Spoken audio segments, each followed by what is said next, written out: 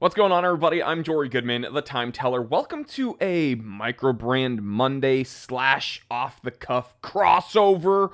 We're going to be talking about something pertaining to microbrands, but also the horological climate as a whole. You know, I've really rallied against certain fads, and the truth is, when it comes to wristwatch designs and things that are in, it's just like anything else. It's fads, right? And I guess we could argue over a long enough period of time, things become cyclical, right? What is not cool becomes cool again. But there's something much, much worse going on right now, and I think we need to nip it in the bud before it gains any more traction. It is 12:37 p.m. Let's get down to business. Okay, so remember around like 2017 when I first started this YouTube channel, Pepsi's started getting like really big. Actually, that might have been more like towards 2018. But Pepsi's were really the thing, right? Everybody from brands obviously like Rolex, but Tudor was rolling out their GMT, and even some smaller brands like Glycine came out with a Pepsi, and everybody, Raymond Weil. I don't know. I don't even know how to pronounce that name. By the way, everybody complains in my comment section. Why don't watch YouTubers talk about Raymond? I guess I'll have to get one and review it. Comment in the comment section below. Would you like me to talk about that brand? Anyway, Pepsi's were very, very in a few years back. And then Everrose, right? Yellow gold, white gold, no, that was out. Everrose is in. Rolex, Cartier, Vacheron, AP, literally every watchmaker was coming out with rose gold. I liked it at first, and then it became very, very overdone. So then, after all those fads, we can take a look at the what I call industrial era. And these are the AP Royal Oaks, the Hublots, the Chopards, I made multiple episodes complaining about these flat bezel, angular bezel, riveted cases that are, very, very edgy. And they're all copying the Royal Oak, essentially. It's just really overdone and just boring. So what am I complaining about today? Because, again, that's all we do on this channel. We complain.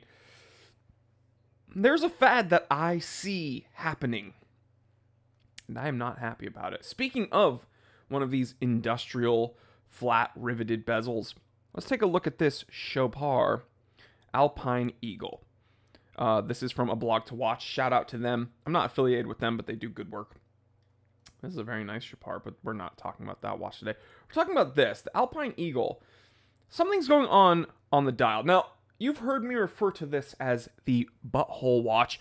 I'm going to tell my mom right now she's not allowed to watch this episode. Shout out to my mom. It's going to get a little vulgar. This looks like a butthole. Period. There's no getting around it. The bracelet looks decent. Those old guys holding some eagles. This is like older one. This is current. You see that? Looks like a butthole. But people kind of wrote that off, and they're like, oh, well, it's just textured like a butthole. And we could have been okay with just leaving it like this. But some other watchmakers saw this and was like, I'm going to take this to another level. Unfortunately, it's the beloved microbrand Nodus. Now, I've never worked with these guys. I've never reviewed a watch from them. But this is their new Unity. And this actually is more buttholey than even the Chopard. And they even made a pink. If they made a chocolate dial, I think that they'd have to have an age restriction when it comes to ordering it. This is just insane. And like, I want to say 50, like not 50 people in my inbox sent me this picture and was like, butthole. I don't know how you feel about this, guys, but we need to nip this in the bud, and we need to make sure that this never happens again. So far, I only see 2 dial variants, the Blossom and what do they call this? topaz. I mean, hey, it might be a solid watch. There's some things I do dig about it. Let's try to zoom in here. Nice kind of stepped cut with a border, and then you have another border down here, a frame, and then a color matched date wheel, which is very, very cool. I guess from the pictures, it kind of looks like a sandwich style. Almost looks like the indexes have a frame and then a cutout, which I think that's what's going on here as well. So I think this is technically a sandwich style. I think that looks cool. The handset looks cool. Case pretty standard. I can see that has drilled lugs, which is a positive. I don't know anything about this watch, so I'm not doing a review right now, but there's some things I like about it. I dig the color matched bezel, flat bezel. But this is butthole texture. And this is why I'm very, very picky about the texturing on my dial. You know who I think does impeccable texturing? Seiko. They do very, very good texturing on their dials. Does Seiko have a butthole watch? I don't know. If you guys find one, link it in the comment section, and I will make a video complaining about that. But so far, I'm seeing a trend here that I'm not too happy about. So let me know in the comment section, do you agree with this? Do you disagree with this? Or do you think my mind is in the gutter?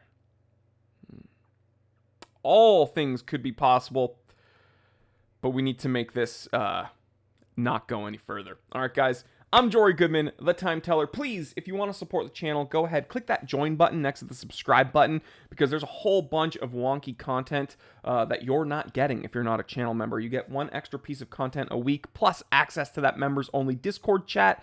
Go ahead, join next to the subscribe button, $4.99 a month. It's like the price of a cup of coffee nowadays in this economy. So I really do appreciate it. You guys are the only reason that I'm able to have this empire that is the Time Teller brand. So I really do appreciate it, guys. My viewers, my channel members, I do this all for you. Follow me on Instagram at The Simple Consultant, and I will see you over there. All right, guys, stay happy, stay healthy, stay blessed. I'm Jory Goodman, the Time Teller. And always remember, I didn't invent time. I just tell it. All right, guys, I will catch you on the next review coming out, I believe, Wednesday. Happy May, people.